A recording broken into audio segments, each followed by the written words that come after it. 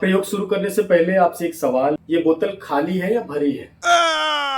बोतल खाली है या भरी है? ये बोतल खाली है या भरी है, इस बात को हम एक प्रयोग के जरिए समझने की कोशिश करेंगे।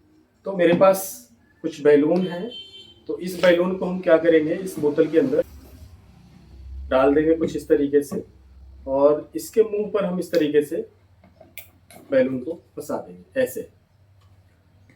अब इस बैलून को हमें फुलाना है, तो मैं यहाँ से फूंक मारता हूँ, आप देखिए क्या होता है। तो मेरे बहुत प्रयास करने के बाद बहुत थोड़ा सा फूलता है। क्या रीजन हो सकता है? अगर मैं किसी भी बैलून को यहां से फूंकता हूं तो आसानी से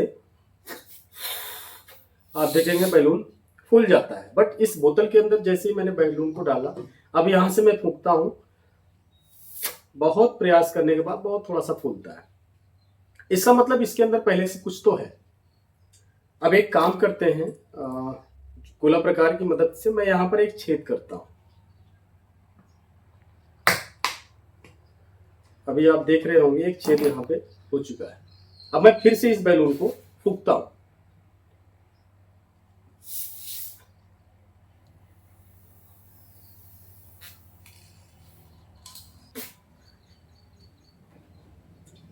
आप देख रहे होंगे बैलून फूला हुआ है और इसका मुंह खुला हुआ है यहाँ पर, फिर भी अभी बैलून फूला हुआ है। क्या वजह हो सकती है? और जब मैंने यहाँ पर छेद किया तब ये बैलून फूल गया, और इस छेद पर मैंने उंगली भी रखा है। अब इस उंगली को अगर मैं छोड़ता हूं तो आप देखेंगे ये बैलून धीरे धीरे पिचकने लगता है। तो इसका मतलब ये हुआ कि इसके अंदर पहले से क्या थी? हवा थी। जब हमने यहां से फूंक मारने की कोशिश की तो ऑलरेडी पहले से यहां पर हवा थी और उस हवा को बाहर निकलने का कोई रास्ता नहीं मिल रहा था, जिसकी वजह से ये बैलून नहीं फूल रहा था।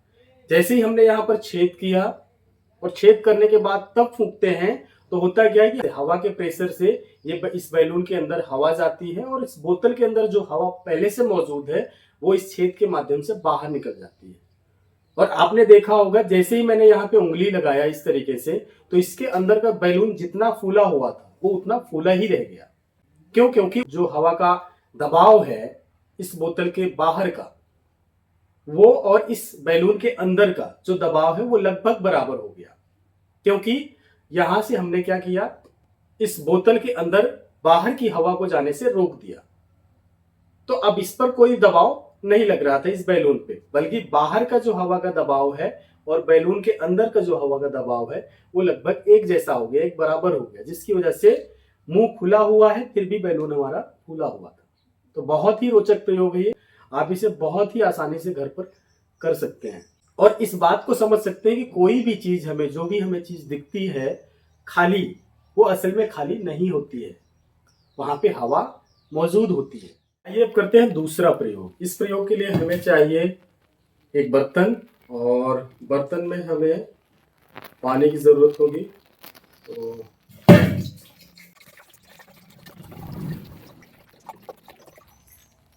दूसरा हमें एक प्लास्टिक की बोतल की जरूरत होगी और एक गोला प्रकार। अब इस बोतल में हम इसके पेने में बहुत सारे छेद करेंगे, कुछ इस तरह से।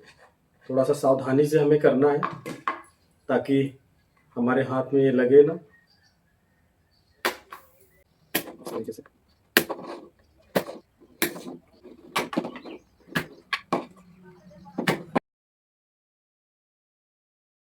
अब ये हमने यहाँ पर कई छेद बना लिए हैं इसमें। तो अब हम इस बोतल में पानी भरेंगे। आपको क्या लगता है कि हमने बोतल में छेद किया है तो ये पानी रुकेगा बोतल में या बह जाएगा?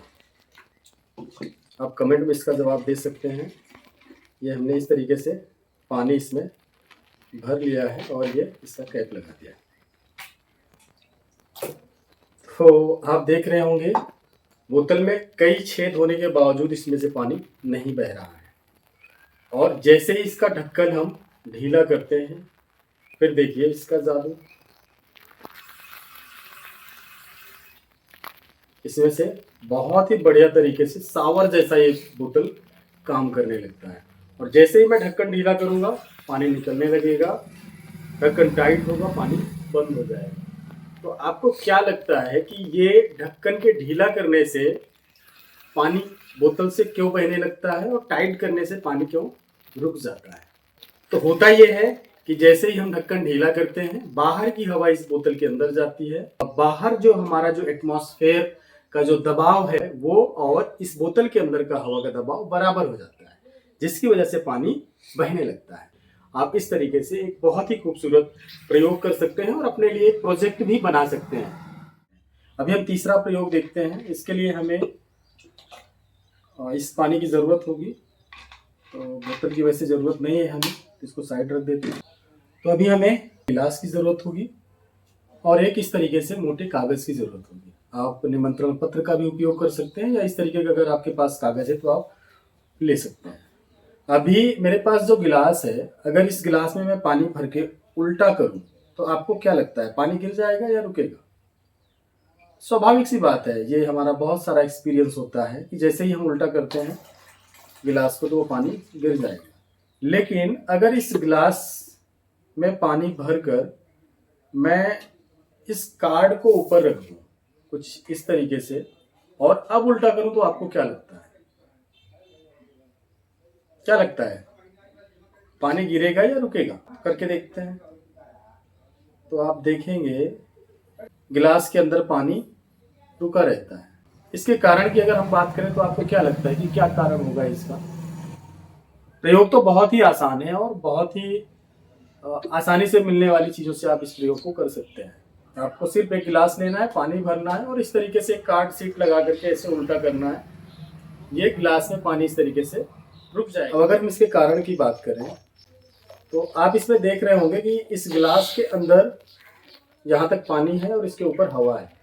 जैसे ही हम उल्टा करते हैं तो होता क्या है, पानी नीचे आ जाता है और हवा ऊपर आ जाती है।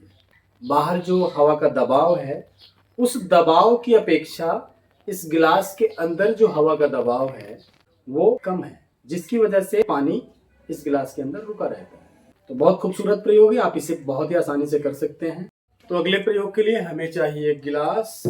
ये मैंने पहले से बैलून फुला के रखा है और अभी हम इस गिलास में एक कागज की मदद से आग जलाएंगे और फिर इस बैलून को हम इस गिलास के ऊपर रख देंगे। आप देखते रहिए क्या होता है।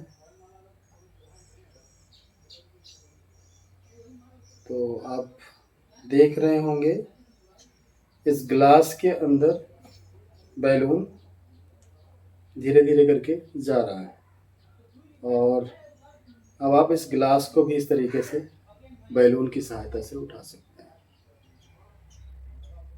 जबकि मैंने इस पर प्रेशर नहीं लगाया और बिना प्रेशर लगाए ये किस तरीके से आप देखेंगे बैलून इस गिलास के अंदर चला जाता है। क्या कारण हो सकता है, आप सोचिए। तो इसका कारण ये है कि जैसे ही हमने इस गिलास के अंदर आग जलाई तो इस गिलास के अंदर जो मौजूद हवा है वो गर्म हुई और गर्म होने की वजह से वो हवा फैली और उसी दौरान हमने क्या कर दिया, इस बैलून को इस गिलास के ऊपर रख दिया, जिसकी वजह से क्या हुआ, जैसे ही आग बुझी हवा ठंडी हुई, ठंडी होने की वजह से वो सिकुड़ी और जैसे ही हवा सिकुड़ती है तो उस पर बैलून पर क्या लग रहा था, दबाव लग रहा था, जिसकी वजह से वो बैलून इस गिलास के अंदर धीरे धीरे धंसने की वजह से चारों तरफ इसकी एक पकड़ मजबूत हो जाती है और फिर इस बैलून के सहारे गिलास उठ जाती है। तो गर्म हवा फैलती है, ठंडी हवा सिकुड़ती है। इस बात को इस प्रयोग के जरिए आसानी से समझ सकते हैं। तो आज की पाठशाला में इतना ही। मिलते हैं एक अगले वीडियो में कुछ और प्रयोग के साथ। तब तक के लिए नमस्कार।